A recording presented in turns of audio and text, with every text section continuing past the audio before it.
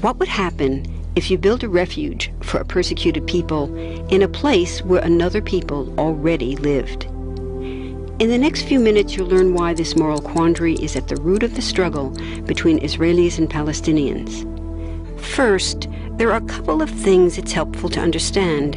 One, many Jews fled harsh persecution in anti-Semitic Europe, especially the Nazi Holocaust.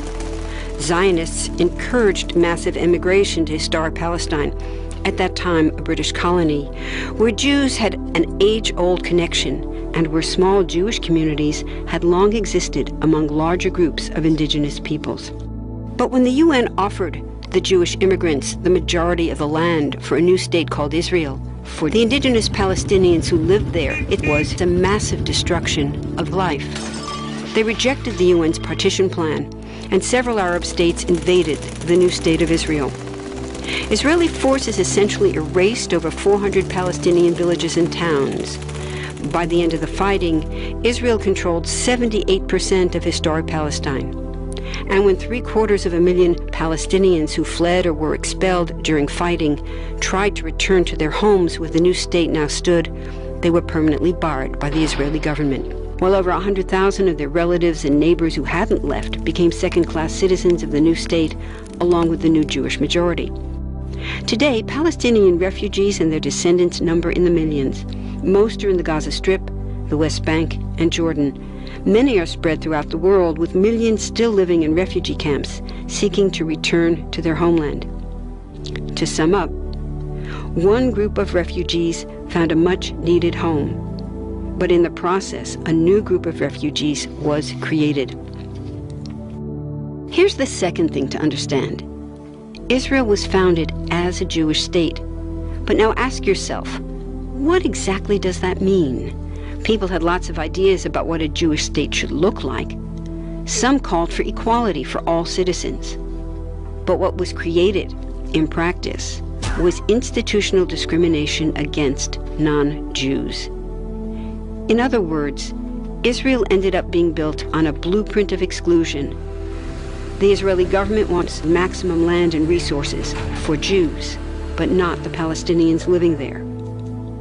That's why, inside Israel, Jews get special privileges, including rights to land and housing, that are denied to the Palestinian citizens, who make up 20% of Israel's population. That's also part of why Israel has never defined its borders.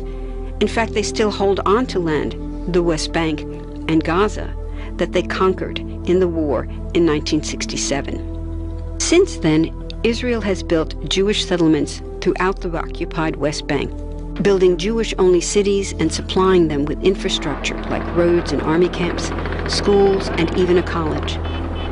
Military occupations are meant to be temporary, but after 40-plus years, this one looks permanent and entirely unjust. In the West Bank, Israeli Jewish settlers and Palestinians live on the same land, but must live under two completely separate and unequal systems of Israeli law. The Jewish settlers dominate the natural resources, including water and agricultural land, and they're backed by the Israeli army.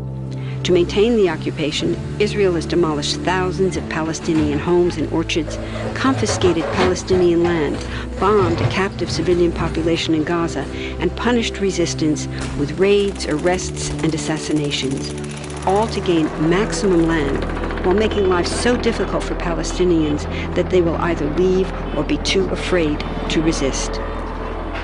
Palestinians have fought back. For decades, they tried to achieve national liberation through armed struggle. Some groups still do. But the majority now support popular protest instead.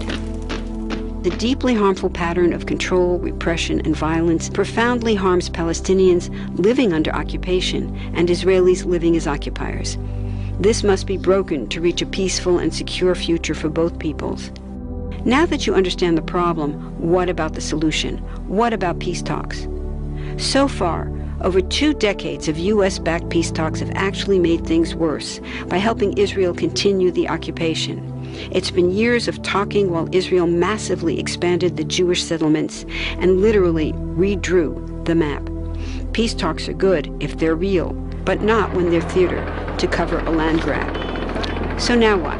The current world superpower, the United States, has been a terrible friend, enabling Israel's destructive and self-destructive expansion onto Palestinian land by funding the Israeli military, the biggest recipient of U.S. foreign aid in the world. But there's another superpower that can make the difference: you.